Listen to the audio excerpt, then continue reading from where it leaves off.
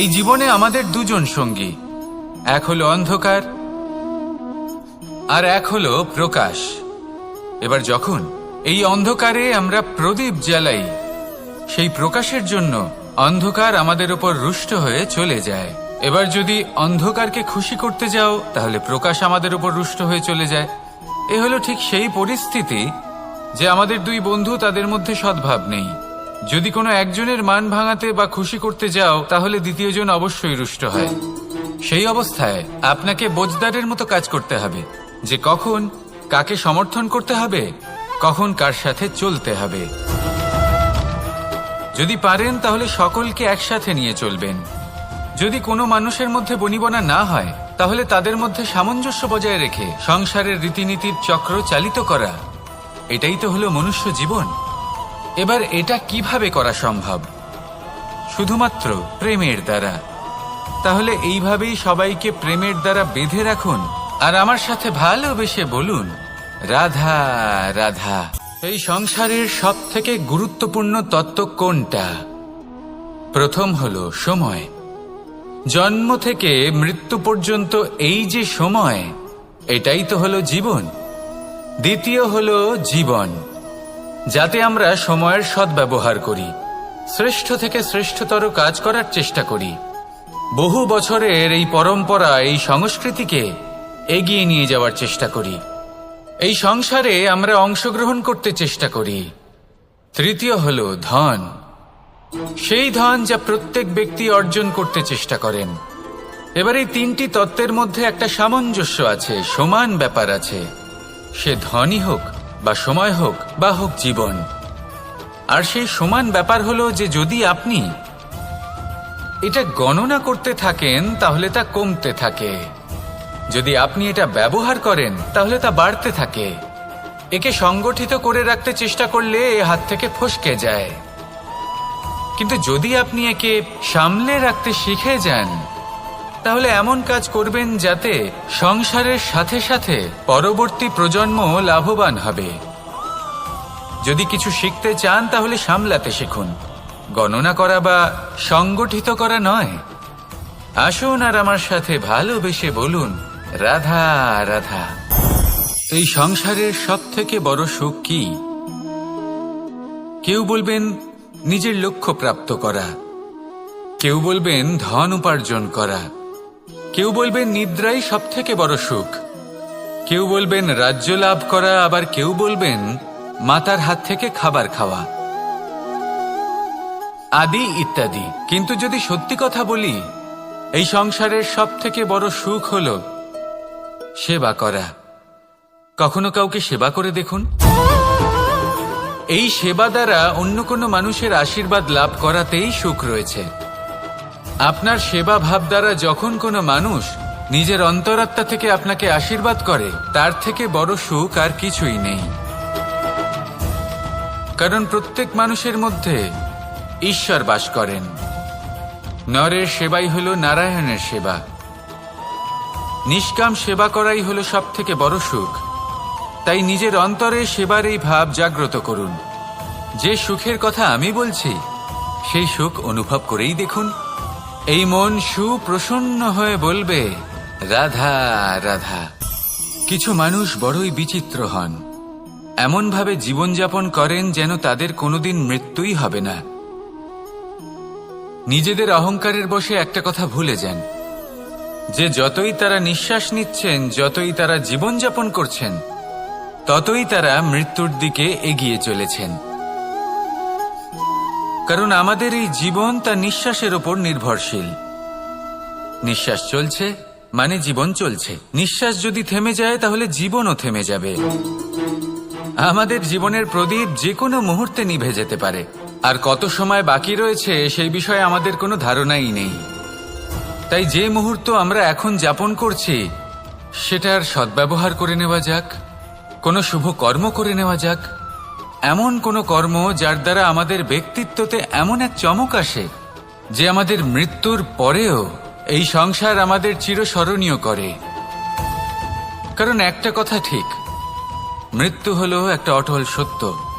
তাকে মেনে নিতেই হবে, স্মরণীয় করে রাখতেই হবে।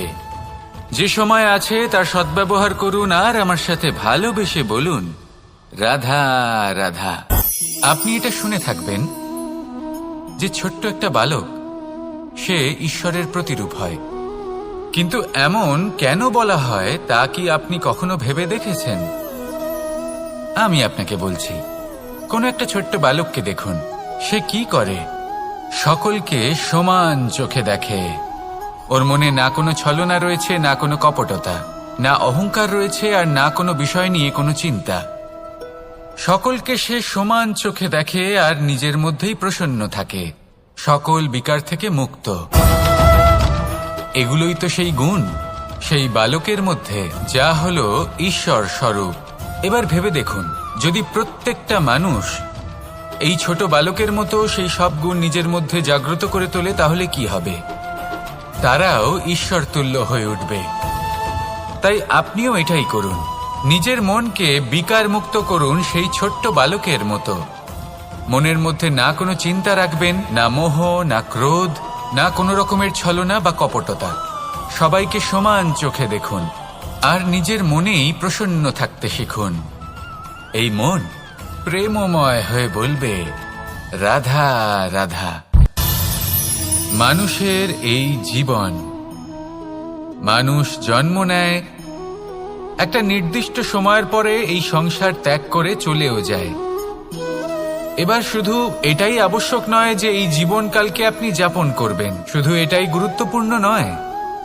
আবশ্যক এবং গুরুত্বপূর্ণ হলো এটা যে এই জীবনকালে আপনি এমন কিছু করেন যাতে এই সংসারের মঙ্গল হয়, যাতে এই সংসার আপনাকে মনে রাখে, আপনার থেকে প্রেরিত হয়, আপনার মতো হতে চায়, প্রত্যেক বছর আপনার জন্মতিথির অপেক্ষা করে, এমনভাবে আপনার জন্মদিন পালন করে যাতে সেটা মহোৎসবের আকার ধারণ করে।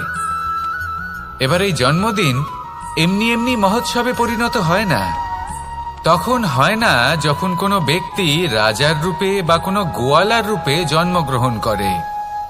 তখন পরিণত হয় যখন একজন মানুষ জন্মগ্রহণের পরে এই সংসারকে কোনো শিক্ষা দিয়ে যান, কিভাবে একজন মানুষ গোয়ালা থেকে রাজা হতে পারে, কিভাবে একজন মানুষ অসত্য থেকে সত্যের পথে চলতে শুরু করেন, অধর্ম থেকে ধর্মের পথে চালিত হতে পারেন, কিভাবে অন্ধকার থেকে প্রকাশের দিকে যেতে পারেন, কিভাবে নিজের আত্মাকে পরমাত্মার সাথে মিলিত করতে পারেন। তা সে রামনবমী হোক বা জন্মাষ্টমী হোক, তাদের জীবনের সাথে জড়িত প্রত্যেক মুহূর্ত একটা পরবের আকার ধারণ করে। তাহলে আপনিও এইভাবে নিজের জীবন যাপন করতে থাকুন। এই সংসারে শুধু ভালোবাসা বিতরণ করুন, কিছুটা এমন ভাবে বিতরণ করুন যাতে আপনি এই সংসার থেকে চলে যাওয়ার পরেও এই সংসারে আপনি শুধুই ভালোবাসা বিতরণ করতে পারেন। যদি আপনি এরকম করেন, সংসারকে প্রেরণা দেন, তাহলে আপনার জীবনও রাধা কৃষ্ণের প্রেমের মতোই অলৌকিক এবং দৈব হয়ে উঠবে। আসুন আর আমার সাথে ভালোবেসে বলুন, রাধা রাধা। মানুষের জীবন বড়ই বিচিত্র হয়। যেই মুহূর্তে জন্ম নেয় একটা প্রতিস্পর্ধায় প্রবেশ করতে থাকে। মানুষ জন্ম নেয় আর প্রতিস্পর্ধা শুরু হয়ে যায় ভাই এবং বোনের মধ্যে সর্বশ্রেষ্ঠ হবার, সবার থেকে এগিয়ে থাকার। তারপরে সে যায় গুরুকুলে, নিজের বন্ধুদের মধ্যে সর্বশ্রেষ্ঠ হওয়ার প্রতিস্পর্ধা শুরু হয়। এবার সেখান থেকে বাইরে বেরিয়ে সংসার জীবনে প্রবেশ করে ধন উপার্জনের প্রতিস্পর্ধা শুরু হয়। তা সে যুদ্ধই হোক বা কলা হোক, এই প্রতিস্পর্ধা কখনোই আমাদের পিছু ছাড়ে না। তাই যদি প্রতিস্পর্ধা করতেই হয়, তাহলে আমরা মানুষকে সাহায্য করার প্রতিস্পর্ধা কেন করব না? এমন এক প্রতিস্পর্ধা যাতে যে কেউ জিতুক বা যে কেউ হারুক না কেন, লাভ সকলের হবে। সকলের মধ্যে প্রেম বিতরণ করতে থাকুন, এইভাবেই আনন্দ বিতরণ করতে থাকুন, আর আমার সাথে ভালোবেসে বলুন, রাধা রাধা। দু রকমের প্রাকৃতিক বেগ থাকে। প্রথম হলো বর্ষা। যখন এর বর্ষণ হয় তখন মাটিকে শীতল করে নতুন ফসল ফলায়। আর দ্বিতীয় হয় পবন, যা আমাদের সর্বদা শ্বাসবায়ু প্রদান করে। অশান্ত এই মনকে শান্তি প্রদান করে, এই ক্লান্ত শরীরে স্ফূর্তি প্রদান করে। আমাদের জীবনে যত আবেগ আছে তা হয় বর্ষার মতো হওয়া উচিত, নয় হওয়া উচিত পবনের মতো। ক্রোধ, মতভেদ, বিবাদ এগুলো হওয়া উচিত বর্ষার মতো, অর্থাৎ কিছু সময় পরে যেন এরা নিজে থেকেই ছিন্ন ভিন্ন হয়ে চলে যায়। আর যদি পবনের মতো কোনো আবেগ থাকা উচিত তা হলো প্রেম, যা সর্বদা শ্বাসবায়ু প্রদান করে, সবসময় সাথে থাকে। একে আমরা অনুভব করতে পারি না, কিন্তু এ আমাদের অনুভব করার জন্য প্রাণবায়ু প্রদান করে। আর যখন চক্রবাতের মতো সে ভয়ঙ্কর হয়ে ওঠে, তখন সমগ্র সংসার বদলে দেয়। এর সারমর্ম একটাই, শক্তি। মতভেদ, ক্রোধ, বিবাদের মধ্যে নেই। শক্তি যদি থাকে তা আছে প্রেমের মধ্যে। তাই এই প্রেমকে মনের মধ্যে রাখুন আর আমার সাথে বলুন, রাধা রাধা। প্রত্যেকটা মানুষ আলাদা হয় আর অত্যন্ত বিশেষও হয়।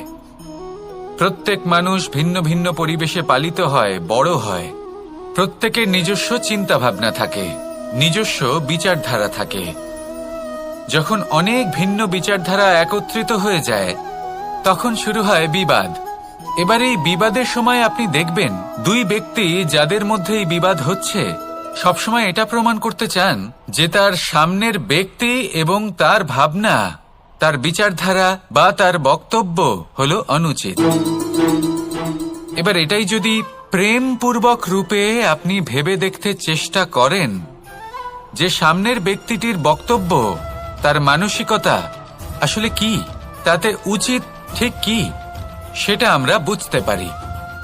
একদিকে হলো এই বিবাদ, যা আপনাকে সামনের ব্যক্তিটিকে অনুচিত প্রমাণ করতে বাধ্য করে, আর অন্যদিকে হলো প্রেম, যা সামনের ব্যক্তিটির যুক্তি বুঝতে সাহায্য করে, তাতে উচিত কি রয়েছে সেটা বুঝতে বাধ্য করে, তাকে মহান হয়ে ওঠার পথে অগ্রসর হতে বাধ্য করে।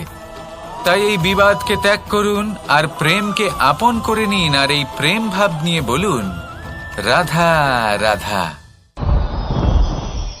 এই সংসারে বড়ই বিচিত্র এক শব্দ আছে, মূল্য।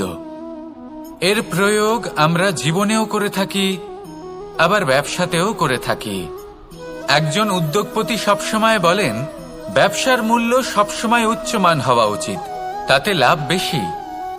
অন্যদিকে আরেকজন ব্যক্তি যিনি পরোপকারী, যিনি ঈশ্বরের দর্শনের অভিলাষী, তিনি বলেন জীবনের মূল্য সবথেকে উচ্চমান হওয়া উচিত। অনেক সময় মানুষ কি করে থাকেন, ব্যবসার এই মূল্য তা উচ্চতার শিখরে পৌঁছানোর লোভে জীবনের মূল্য নামিয়ে ফেলেন, যেখানে এই সমগ্র সংসার প্রেমের দ্বারা চালিত হয়। প্রেমই হলো এই সংসারের আধার। এবার যদি আপনি প্রেম করতে শিখে যান, তাহলে ব্যবসাতে নিশ্চিত রূপে লাভের সাথে সাথে কীর্তি এবং যশ লাভও করতে পারবেন। তা আমি নিশ্চিত রূপে বলতে পারি, কারণ ব্যবসাতে ওঠা নামা এসব চলতেই থাকে। জীবনকে আপনি যদি একবার উচ্চতায় নিয়ে যেতে পারেন, তাহলে তা কখনোই নামবে না। আসুন আর আমার সাথে ভালোবেসে বলুন, রাধা রাধা। যা বাধা দেয় তা হলো অবরোধ, যা এগিয়ে নিয়ে যায় তা হলো বিকাশ, আর যা ভাগ করে দেয় তা হলো গুণ। আপনি সবাইকে আনন্দ দিন, তার বদলে আপনিও আনন্দ পাবেন। আপনি সবার মধ্যে প্রেম ছড়ান, আপনিও তার বদলে প্রেমই পাবেন। এই দেখুন না, মেঘেদের দেখুন। এই যে মেঘ, এই মেঘের গুণ এইটা নয় যে এরা জল সংগ্রহ করে রাখে। এদের গুণ হলো এটাই যে এই মেঘ সকলের মধ্যে জল ভাগ করে দেয়। ধরিত্রীর এবং জগতের তৃষ্ণা নিবারণ হয়। সূর্য, সূর্যের গুণ এইটা নয় যে সে সব থেকে বেশি তেজস্বী। তার গুণ হলো এটাই যে সে নিজের তেজ সবার মধ্যে ভাগ করে দিতে পারে। ঠিক সেইভাবেই জীবনে আনন্দ, উল্লাস, প্রেম এই সব কিছুই ভাগ করে নিতে শিখুন। এটাই হলো একটা গুণ, আর তার বদলে আপনি দ্বিগুণ আনন্দ, দ্বিগুণ উল্লাস, দ্বিগুণ প্রেম অবশ্যই পাবেন। যদি আপনি এই সবকিছু নিজের কাছেই জমিয়ে রাখেন, তাহলে আপনি নিজের বিকাশে নিজেই বাধা দেবেন। আসুন আর আমার সাথে ভালোবেসে বলুন, রাধা রাধা। আপনি কখনো মাখনের হাঁড়ি ভেঙেছেন? কত আনন্দ পাওয়া যায়। এই মাখনের হাঁড়ি ভাঙলে পুরো মাখন আমাদের গায়ে এসে পড়ে আর মন উচ্ছ্বসিত হয়ে ওঠে। কিন্তু তার জন্য বালগোপালদের কত চেষ্টা করতে হয় সেটা কখনো ভেবে দেখেছেন? প্রথমে বড়ই পরিশ্রম করে একের ওপর এক সাবধানে ওপরে চড়তে হয়, তারপরে ভারসাম্য বজায় রাখতে হয়, পড়ে গেলে হবে না। তারপর এই হাতের দ্বারা সেই মাখনের হাঁড়ি ভাঙতে হয়, তখন মাখন পড়ে। এবার এরকমই কিছু আমাদের জীবনে আমাদের সাথেও হয়। এবার আপনি বলবেন যে মাখনের হাঁড়ি ভাঙার এই প্রক্রিয়া, তার সাথে জীবনের কি সম্পর্ক থাকতে পারে? আসলে আমাদের মনের মাঝেও একটা হাঁড়ি রয়েছে, অহংকারের হাঁড়ি। আর এই অহংকারের হাঁড়ি যখন ভেঙে যায়, তখন প্রসন্ন হবার আনন্দ চতুর্দিকে ছড়িয়ে পড়ে। এই মন, এই আত্মা, এই দুই প্রসন্ন হয়ে যায়।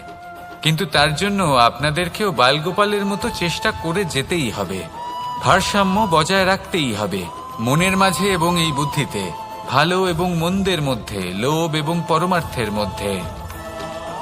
আর তারপর নিজে হাতে অহংকারের এই হাঁড়ি ভেঙে দিতে হয়। দেখুন, যদি ঈশ্বরের সঙ্গ লাভ করতে চান, তাহলে অহংকারের এই হাঁড়ি ভাঙতেই হবে। আসুন আর আমার সাথে ভালোবেসে বলুন, রাধা রাধা। মুঠো হাতের শক্তি বেশি, মুঠো খুললেই তা দুর্বল। তা এমন কি থাকা উচিত এই বন্ধ মুঠোয় যা লাখের সমান? মানসিকতা এবং স্বপ্ন। মানুষ জন্মগ্রহণ করে, তার মানসিকতা সময়ের সাথে উন্নত হয়।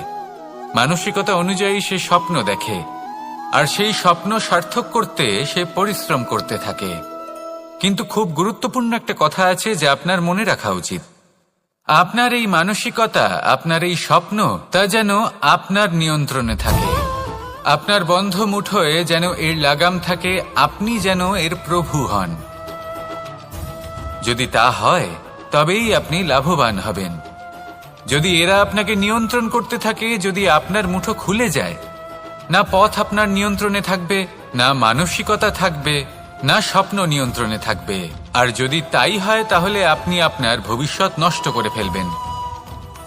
তাই নিয়ন্ত্রণ করতে শিখুন নিজের বিচার বুদ্ধি, নিজের মানসিকতা, নিজের স্বপ্নকে।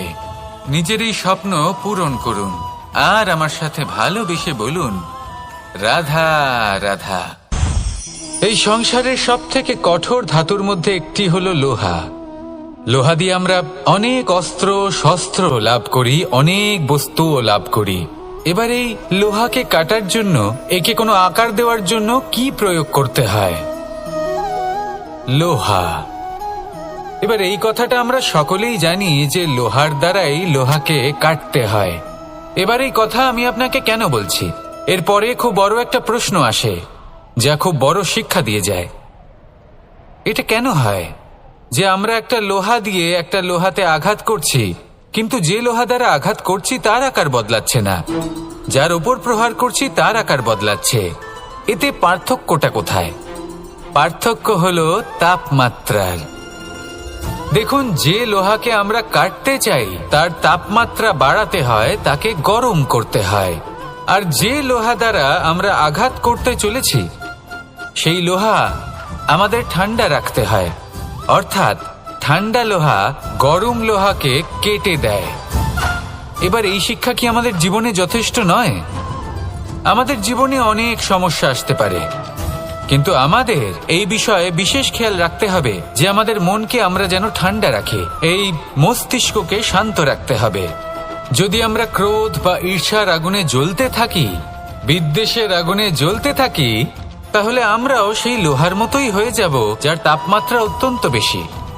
তখন যে কেউ এসে আমাদের বিচ্ছিন্ন করে চলে যাবে। মনে রাখবেন, যিনি যত বেশি স্থির বুদ্ধির অধিকারী, যিনি হলেন সব থেকে বেশি শান্ত, তিনি হলেন সব থেকে বেশি বলশালী। তাহলে শান্ত থাকুন আর আমার সাথে ভালোবেসে বলুন, রাধা রাধা। এই সমগ্র সংসারের সবথেকে গুরুত্বপূর্ণ ব্যক্তি কে? স্বয়ং আপনি। নিজের জন্য তো বটেই, তাই না? কারণ যখন আপনি জন্মগ্রহণ করেন, নিজের চোখ খোলেন, এই সংসারে আসেন, তখনই তো এই সংসারকে আপনি দেখতে পান, অনুভব করতে পারেন। এখানকার আবেগ, এখানকার মানুষজন তখন থেকেই অনুভব করেন। যদি আপনি না থাকেন, তাহলে এই সংসারের অস্তিত্ব আপনার কাছে শূন্যের সমান, তাই না? আপনি না থাকলে এই সংসারও আপনার কাছে নেই। এবার সবাই বলবেন যে এ তো সত্যি কথা, সেই অনুযায়ী তো আমার স্বার্থপর হওয়া উচিত, অহংকারী হওয়া উচিত, কারণ আমার কাছে আমিই তো সবকিছু। দৃষ্টিভঙ্গি পাল্টে দেখুন। আপনার কাছে সবথেকে বেশি গুরুত্বপূর্ণ ব্যক্তি কে? আপনি নিজেই। সেই মানুষটি কেমন হওয়া উচিত একটু ভেবে দেখুন। সবসময় সকলকে সাহায্য করুন, একসাথে মিলে পরিশ্রম করুন, সাহায্য করুন অন্যদেরকে। এটা অতি আবশ্যক। এবং তার থেকেও বেশি গুরুত্বপূর্ণ হলো এটাই যে আপনার মনে যেন কখনো এই বিষয়ে ভয় না থাকে যে আমি আমার প্রিয়জনদের, আমার কাছের মানুষগুলিকে হারিয়ে ফেলব। এই ভয় কখনোই মনের মধ্যে থাকা উচিত নয়। যদি ভয় থাকে তাহলে থাকুক এই বিষয়ে যে সকল মানুষ আমার জীবন থেকে, আমার থেকে দূরে চলে যাচ্ছেন, তাদের বাধা দিতে দিতে আমি যেন নিজেকেই না হারিয়ে ফেলি, নিজের অস্তিত্বকেই না হারিয়ে ফেলি, নিজের ব্যক্তিত্বকে, নিজের বিচারধারাকে, নিজের করুণার শক্তি না হারাই। তাহলে এই ভয় ত্যাগ করুন আর আমার সাথে ভালোবেসে বলুন রাধা রাধা। মানুষের দুটো রূপ রয়েছে।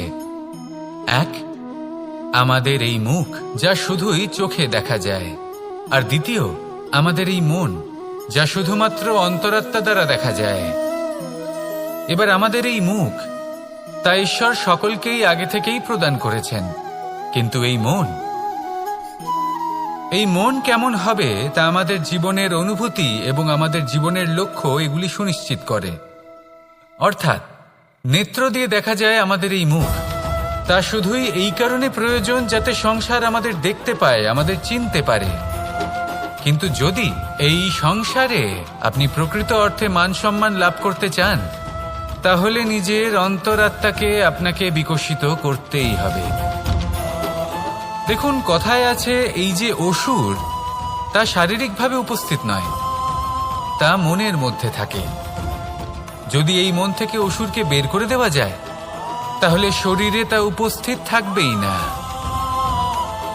তাই মনকে শুদ্ধ করুন আর আমার সাথে ভালোবেসে বলুন রাধা রাধা।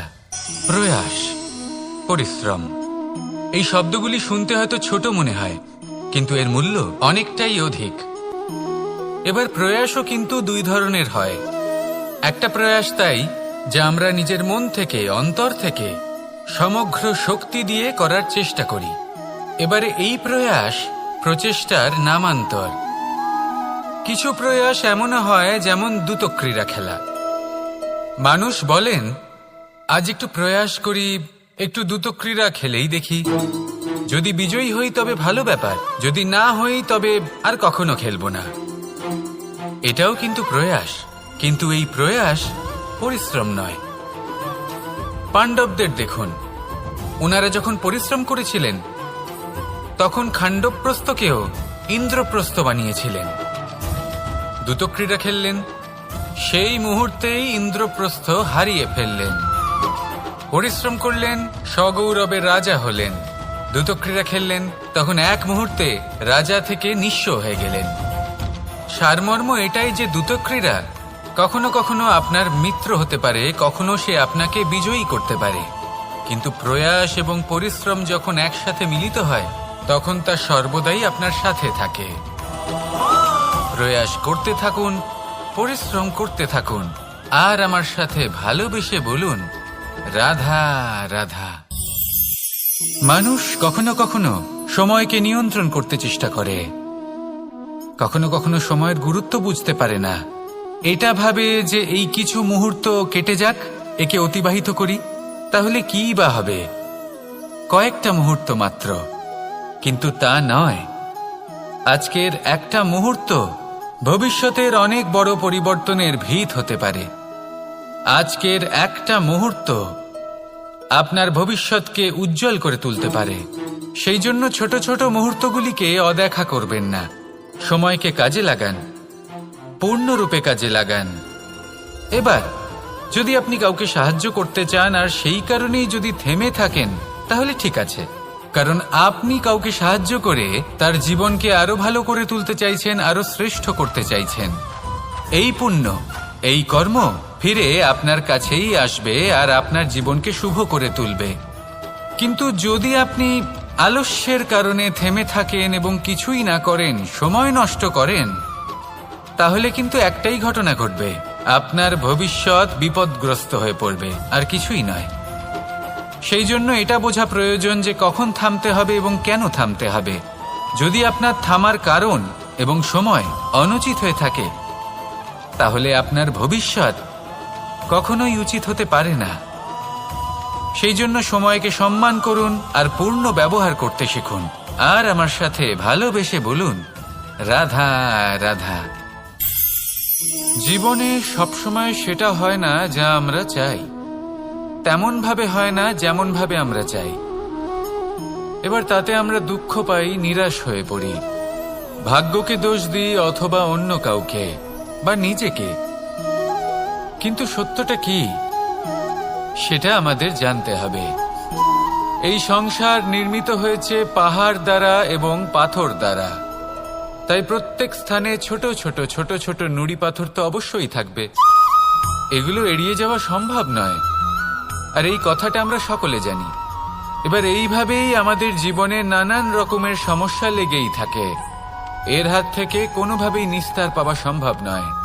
একটা সমস্যা এড়াতে যান, দ্বিতীয় চলে আসবে, দ্বিতীয় সমস্যা এড়াতে যান, তৃতীয় চলে আসবে।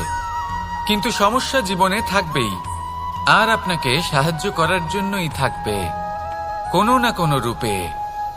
আপনার চারপাশে পাথর আছে, এটা আপনার উপর নির্ভরশীল আপনি কি করবেন, কোন পথে অগ্রসর হবেন এবং কিভাবে অগ্রসর হবেন। এবার দেখুন, এটা তো সবসময় সম্ভব নয় যে আপনার পদতলে ফুলের চাদর থাকবে, এটা তো অসম্ভব। সেই জন্য উচিত এটাই হবে যে আপনি পাদুকা পরিধান করে জীবনে অগ্রসর হন। এর সারমর্ম এটাই, যখনই জীবনে সমস্যা আসবে দৃঢ় হয়ে সম্মুখীন হন এবং এটা বোঝার চেষ্টা করুন যে এই সমস্যা জীবনে কেন এলো, কি শিক্ষা দিয়ে গেল। আপনার মধ্যে দোষ অবশ্যই থাকবে, তাকে গুণে পরিবর্তিত করুন। এই জীবন আরো বেশি সহজ সরল হবে এবং প্রসন্ন হয়ে বলবে, রাধা রাধা। অনেক মানুষ আমাকে এসে বলেন যে কানাই, তোমার কথাগুলি তো আর কি বা বলি, তোমার কথা কি থেকে কি করে ফেলতে পারে, অসম্ভবকে সম্ভব করে ফেলতে পারে। এত শক্তি তোমার কথাতেই রয়েছে, তো অন্য কিছু করার কোনো প্রয়োজনই কোথায়? এবার ওনারা এই কথাটা বুঝতে পারেন না যে জ্ঞান শুধুমাত্র শব্দের সমন্বয় মাত্র, কিন্তু এর অর্থ কি সেটা জানার জন্য অনুভব করা প্রয়োজনীয়, সেই পথে চলা প্রয়োজনীয়। এই অভিজ্ঞতাই আপনাকে অর্থ বুঝিয়ে দেবে। ঠিক যেমন তুমি কর্ম করতে থাকো, ফলের চিন্তা করো না, এটা শুধুই শব্দ। এর সারমর্মটা কি, এর অর্থ কি সেটা বোঝার জন্য সেই পথে আপনাকে অগ্রসর হতেই হবে, সেটা যাপন করতে হবে, কর্ম করতে হবে নিরন্তর। এটা ভাবলে হবে না যে আমি কি আমার কর্মের ফল আদৌ পাবো কিনা, তবেই আপনি এই কথার অর্থ বুঝতে পারবেন। কখনো ভেবে দেখবেন, আমাদের বাড়িতে যারা জ্যেষ্ঠ আছেন, বড় আছেন, আমরা তাদের পুজো করি, তাদের সেবা করি, আমরা তাদের চরণ স্পর্শ করি। কেন? কারণ ওনাদের কাছে আমাদের থেকে অনেক বেশি জীবনের অভিজ্ঞতা থাকে। জীবনে শুধুমাত্র জ্ঞান শোনাটা প্রয়োজনীয় নয়, তা বুঝতে পারা প্রয়োজনীয়। তা যদি যাপন করেন তবেই অভিজ্ঞতা হবে, তবেই প্রকৃত অর্থ বুঝতে পারবেন। তাহলে জ্ঞান শুধু শুনবেন না, বুঝুন, তাকে আচরণে আনুন এবং আমার সাথে ভালোবেসে বলুন, রাধা রাধা। এই সংসারের সব থেকে গুরুত্বপূর্ণ তত্ত্ব কোনটা? প্রথম হলো সময়। জন্ম থেকে মৃত্যু পর্যন্ত এই যে সময়, এটাই তো হলো জীবন। দ্বিতীয় হলো জীবন, যাতে আমরা সময়ের সদ্ব্যবহার করি, শ্রেষ্ঠ থেকে শ্রেষ্ঠতর কাজ করার চেষ্টা করি। বহু বছরের এই পরম্পরা, এই সংস্কৃতিকে এগিয়ে নিয়ে যাওয়ার চেষ্টা করি। এই সংসারে আমরা অংশগ্রহণ করতে চেষ্টা করি। তৃতীয় হলো ধন, সেই ধন যা প্রত্যেক ব্যক্তি অর্জন করতে চেষ্টা করেন। এবার এই তিনটি তত্ত্বের মধ্যে একটা সামঞ্জস্য আছে, সমান ব্যাপার আছে। সে ধনই হোক বা সময় হোক বা হোক জীবন। আর সেই সমান ব্যাপার হলো যে যদি আপনি এটা গণনা করতে থাকেন তাহলে তা কমতে থাকে, যদি আপনি এটা ব্যবহার করেন তাহলে তা বাড়তে থাকে। একে সংগঠিত করে রাখতে চেষ্টা করলে এ হাত থেকে ফসকে যায়, কিন্তু যদি আপনি একে সামলে রাখতে শিখে যান তাহলে এমন কাজ করবেন যাতে সংসারের সাথে সাথে পরবর্তী প্রজন্ম লাভবান হবে। যদি কিছু শিখতে চান তাহলে সামলাতে শিখুন, গণনা করা বা সংগঠিত করা নয়। আসুন আর আমার সাথে ভালোবেসে বলুন, রাধা রাধা। এই জীবনে আমাদের দুজন সঙ্গী, এক হলো অন্ধকার আর এক হলো প্রকাশ। এবার যখন এই অন্ধকারে আমরা প্রদীপ জ্বালাই, সেই প্রকাশের জন্য অন্ধকার আমাদের উপর রুষ্ট হয়ে চলে যায়। এবার যদি অন্ধকারকে খুশি করতে যাও তাহলে প্রকাশ আমাদের উপর রুষ্ট হয়ে চলে যায়। এ হলো ঠিক সেই পরিস্থিতি যে আমাদের দুই বন্ধু, তাদের মধ্যে সদ্ভাব নেই। যদি কোনো একজনের মান ভাঙাতে বা খুশি করতে যাও তাহলে দ্বিতীয়জন অবশ্যই রুষ্ট হয়। সেই অবস্থায় আপনাকে বোঝদারের মতো কাজ করতে হবে যে কখন কাকে সমর্থন করতে হবে, কখন কার সাথে চলতে হবে। যদি পারেন তাহলে সকলকে একসাথে নিয়ে চলবেন। যদি কোনো মানুষের মধ্যে বনিবনা না হয় তাহলে তাদের মধ্যে সামঞ্জস্য বজায় রেখে সংসারের রীতিনীতির চক্র চালিত করা, এটাই তো হলো মনুষ্য জীবন। এবার এটা কিভাবে করা সম্ভব? শুধুমাত্র প্রেমের দ্বারা। তাহলে এইভাবেই সবাইকে প্রেমের দ্বারা বেঁধে রাখুন আর আমার সাথে ভালোবেসে বলুন, রাধা রাধা। কিছু মানুষ বড়ই বিচিত্র হন, এমনভাবে জীবনযাপন করেন যেন তাদের কোনোদিন মৃত্যুই হবে না। নিজেদের অহংকারের বশে একটা কথা ভুলে যান যে যতই তারা নিঃশ্বাস নিচ্ছেন, যতই তারা জীবনযাপন করছেন, ততই তারা মৃত্যুর দিকে এগিয়ে চলেছেন। কারণ আমাদের এই জীবন তার নিঃশ্বাসের ওপর নির্ভরশীল। নিঃশ্বাস চলছে মানে জীবন চলছে। নিঃশ্বাস যদি থেমে যায় তাহলে জীবনও থেমে যাবে। আমাদের জীবনের প্রদীপ যে কোনো মুহূর্তে নিভে যেতে পারে, আর কত সময় বাকি রয়েছে সেই বিষয়ে আমাদের কোনো ধারণাই নেই। তাই যে মুহূর্ত আমরা এখন যাপন করছি সেটার সদ্ব্যবহার করে নেওয়া যাক, কোনো শুভ কর্ম করে নেওয়া যাক, এমন কোনো কর্ম যার দ্বারা আমাদের ব্যক্তিত্বতে এমন এক চমক আসে যে আমাদের মৃত্যুর পরেও এই সংসার আমাদের চিরস্মরণীয় করে। কারণ একটা কথা ঠিক, মৃত্যু হলো একটা অটল সত্য, তাকে মেনে নিতেই হবে, স্মরণীয় করে রাখতেই হবে। যে সময় আছে তার সদ্ব্যবহার করুন আর আমার সাথে ভালোবেসে বলুন, রাধা রাধা। এই সংসারের সবথেকে বড় সুখ কি? কেউ বলবেন নিজের লক্ষ্য প্রাপ্ত করা, কেউ বলবেন ধন উপার্জন করা, কেউ বলবেন নিদ্রাই সবথেকে বড় সুখ, কেউ বলবেন রাজ্য লাভ করা, আবার কেউ বলবেন মাতার হাত থেকে খাবার খাওয়া, আদি ইত্যাদি। কিন্তু যদি সত্যি কথা বলি, এই সংসারের সবথেকে বড় সুখ হলো সেবা করা। কখনো কাউকে সেবা করে দেখুন। এই সেবা দ্বারা অন্য কোনো মানুষের আশীর্বাদ লাভ করাতেই সুখ রয়েছে। আপনার সেবা ভাব দ্বারা যখন কোনো মানুষ নিজের অন্তরাত্মা থেকে আপনাকে আশীর্বাদ করে, তার থেকে বড় সুখ আর কিছুই নেই। কারণ প্রত্যেক মানুষের মধ্যে ঈশ্বর বাস করেন। নরের সেবাই হলো নারায়ণের সেবা। নিষ্কাম সেবা করাই হলো সব থেকে বড় সুখ। তাই নিজের অন্তরে সেবার এই ভাব জাগ্রত করুন। যে সুখের কথা আমি বলছি সেই সুখ অনুভব করেই দেখুন। এই মন সুপ্রসন্ন হয়ে বলবে, রাধা রাধা। মানুষের এই জীবন, মানুষ জন্ম নেয়, একটা নির্দিষ্ট সময়ের পরে এই সংসার ত্যাগ করে চলেও যায়। এবার শুধু এটাই আবশ্যক নয় যে এই জীবনকালকে আপনি যাপন করবেন, শুধু এটাই গুরুত্বপূর্ণ নয়। আবশ্যক এবং গুরুত্বপূর্ণ হলো এটা যে এই জীবনকালে আপনি এমন কিছু করেন যাতে এই সংসারের মঙ্গল হয়, যাতে এই সংসার আপনাকে মনে রাখে, আপনার থেকে প্রেরিত হয়, আপনার মতো হতে চায়, প্রত্যেক বছর আপনার জন্মতিথির অপেক্ষা করে, এমনভাবে আপনার জন্মদিন পালন করে যাতে সেটা মহোৎসবের আকার ধারণ করে। এবার এই জন্মদিন এমনি এমনি মহোৎসবে পরিণত হয় না। তখন হয় না যখন কোনো ব্যক্তি রাজার রূপে বা কোনো গোয়ালার রূপে জন্মগ্রহণ করে।